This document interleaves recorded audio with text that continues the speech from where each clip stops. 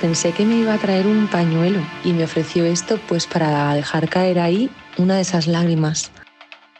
Pasado un tiempo recibí estas imágenes de mi propia lágrima a vista de microscopio y yo le respondí contándole de dónde venía esa lágrima, qué fue lo que ocurrió para que se produjese ese llanto. Y me resulta muy fácil volver a ese momento cada vez que lo necesito para entender ciertas cosas, por el hecho de tener esta materia ahí, ¿no? Como fuera de ti. Esta lágrima que es tu propia lágrima, pero la puedes visitar, ¿no?